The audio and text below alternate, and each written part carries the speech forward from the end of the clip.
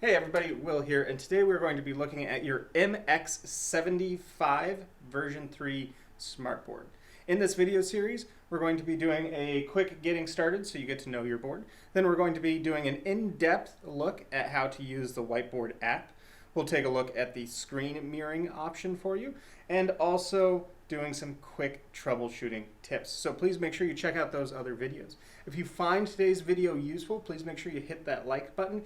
If you have any questions, please feel free to reach out to me via email if you're watching this from my school, or you can leave those questions in the comments section below. All right, well, let's get started and let's check out your new Smartboard. So this is the 75-inch version 3 of the new board. To turn it on, you're going to see you have an option down here for power. You'll also have a volume up, down, a pause screen, your input source, and also a home button right here. When you're on your screen, you're going to be given this first initial look at both having your favorites listed over here, which are apps that you can pin onto here, and then also your recent documents. Down here, you're going to see you have the option to access files, apps, input sources, as well as screen share, and for any reason you need to access your settings, those are going to be located right there. So your board is fairly simple. It's very sturdy, set on the wall, and of course you have 2 pins so you can write on here on the whiteboard feature. On this side of the board, all of your input sections are back here. So your Android module will be back here, your Wi-Fi antenna, Bluetooth antenna, and then also your HDMI and touch inputs. Underneath this part here, there's going to be your VGA inputs, and then right up front you have a handy access of 2 USB ports, an HDMI 3 port, a touch port for cable, and then also a USB-C, which can transfer your video if you have a computer capable of that. So now that we have this up and running, let's go ahead and take a look at our first function, which is going to be our whiteboard. To do that, just tap on the whiteboard function right there, and you will be given a new whiteboard. On the bottom, you can select different line papers, graph, dot matrix. Let's go ahead and use a line paper here. And when you're ready to start writing, go ahead and pick up a pen off the magnetic tray, select your pen icon over here, and then choose the color you would like. I'm going to go for red, and then of course, you can write on your board, just like you would normally. Now with this is actually running completely separate of a computer. Smart does allow you with these new boards to run completely separate off of the operating system built in, or to have your computer attached as normal.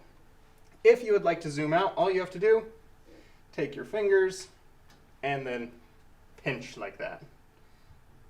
If you want to move an object, 2 fingers, select it, go there. Maybe you want to make this really large, you can take 2 fingers with 2 hands. So this timer here, if we want to change it, it's a little different than from using the 2 fingers to try and expand it. You tap it once on the edge. There is a kind of blurred out edge. Click on that and then select your bottom portion here, and you can make that larger so we can take up the whole screen. Say I want to add a few minutes in, so I'm just going to go ahead and add 5 minutes to my timer, hit play, and now my timer is running. When I'm ready to end this timer, I can hit pause, and when I want to get rid of this as well as any other widget, I tap it once, select the down arrow, and then select delete. Same thing on this one, I can tap it once, that down arrow is now over here, and I can delete. Very easy to use. It does take a little bit of practice just because it is different from the original 600 series boards that we had.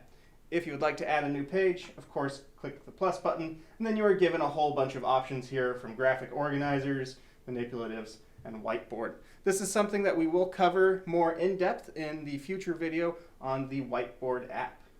Let's go ahead and get out of here. There are 2 ways to get out of your app. You can either click this back button here, like that, and it'll take you here.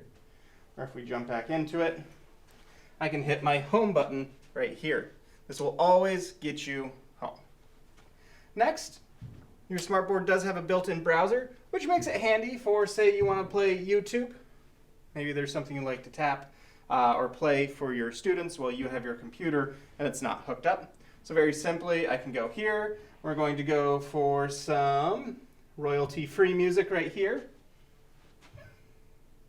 Why not? And then, of course, we can click play. Now, there are ads on this because an account has not been signed into this browser just yet. If you do pay for something like YouTube Premium, sign into your account and the ads will disappear for you. Here, I can go ahead and hit X, close out my browser, and now I'm done. Let's go ahead and check out apps. So I'm going to select apps at the bottom here. And over here, you can see that we have very few apps downloaded right now. Our main ones that we're concerned with, of course, is the Smart Mirror and App Store and browser. Let's go ahead and check out that App Store. In this App Store, Smart curates educational games, educational Android apps that can be used and are free. Now, some of these might include a subscription later on if you would like to purchase that to get more in depth.